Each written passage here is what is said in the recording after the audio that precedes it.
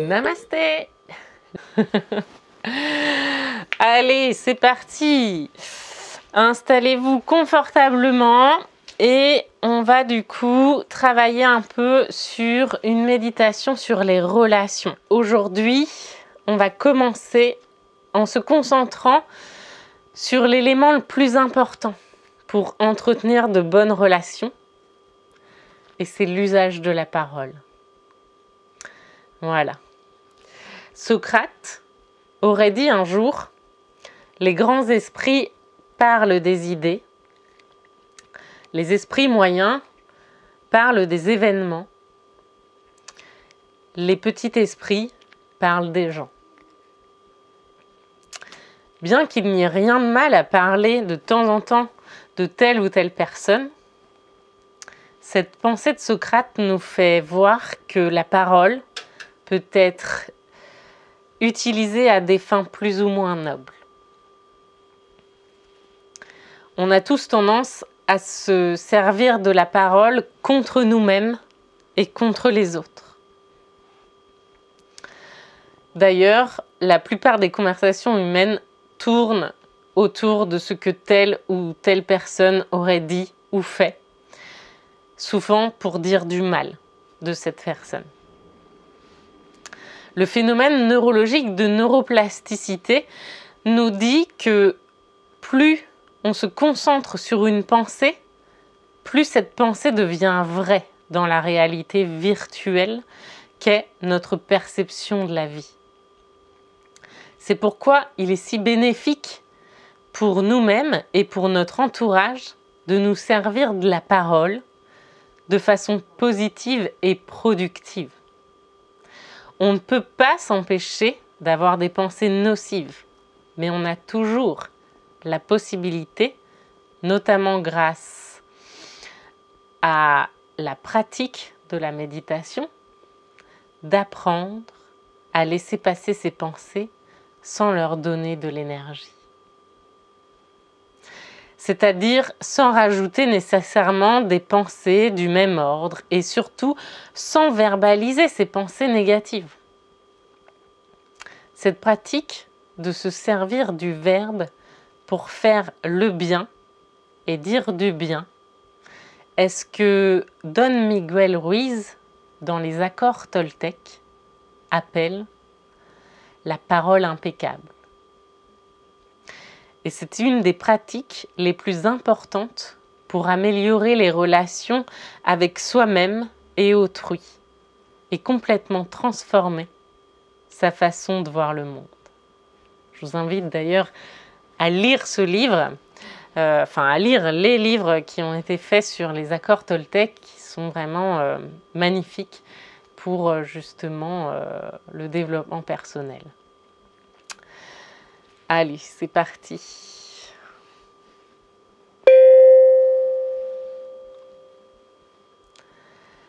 Commence par t'installer de façon confortable, tout en restant actif et attentif. Ferme les yeux afin de rentrer à l'intérieur de toi. Et ferme la bouche afin de ne respirer que par le nez. Les narines filtrent mieux l'air entrant que la bouche et permettent également une respiration plus lente et donc plus sereine. Deviens complètement immobile. La seule chose qui bouge en toi est l'air qui entre et sort de tes narines. Observe ta respiration. Elle se passe naturellement et automatiquement, sans que tu n'aies rien à faire.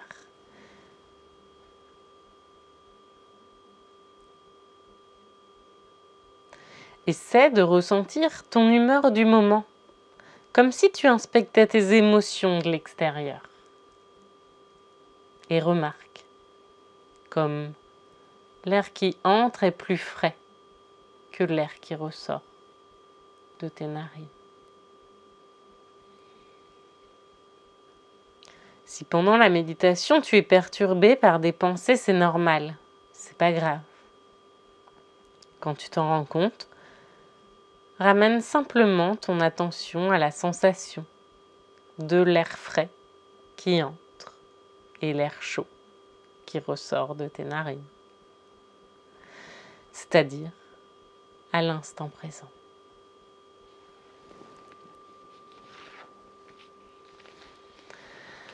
Sans forcer, tâche de ralentir ta respiration, de telle sorte qu'elle devienne comme un tout petit filet d'air qui vient te caresser à l'intérieur, en rentrant et sortant de ton corps. Comme si ce filet d'air était une substance magique qui t'apportait de la joie à chaque inspiration.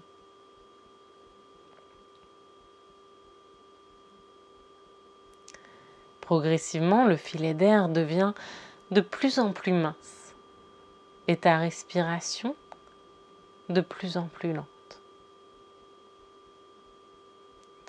On va maintenant se concentrer sur 5 affirmations pour s'entraîner à pratiquer la parole impeccable. Essaie de t'imprégner des mots contenus dans ces affirmations tout en restant concentré sur la sensation de l'air froid qui entre et l'air chaud qui ressort de tes narines.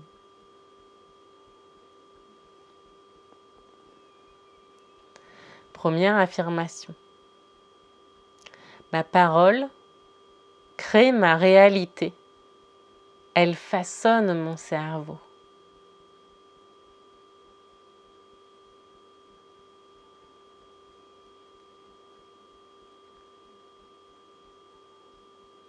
Deuxième affirmation. Je me sers de la parole pour faire le bien autour de moi.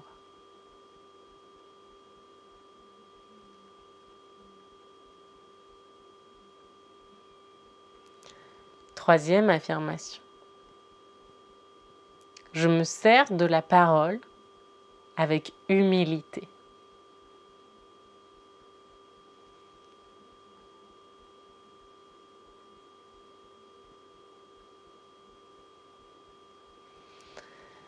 Quatrième affirmation. Je choisis les pensées auxquelles donner de l'énergie et les pensées à ignorer.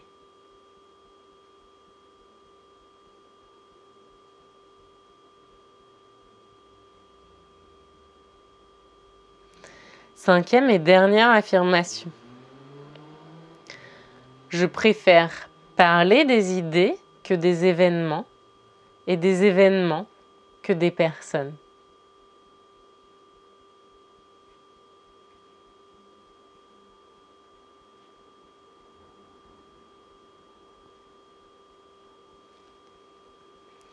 Avant de terminer la méditation, encore une fois, essaie de ressentir ton humeur du moment comme si tu inspectais tes émotions de l'extérieur.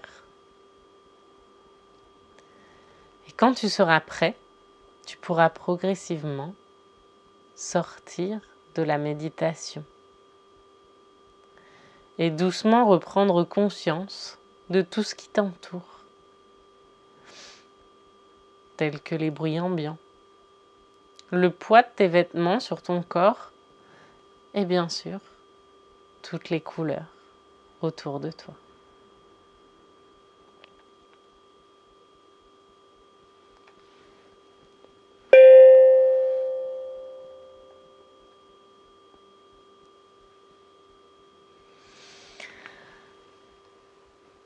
Voilà, namasté les yogis, j'espère que ce cours vous aura plu. N'hésitez pas donc à partager, liker la vidéo ou me mettre un petit commentaire sur ce que vous en avez pensé ou ce qui vous manque. Je n'hésiterai pas à y répondre le plus rapidement possible.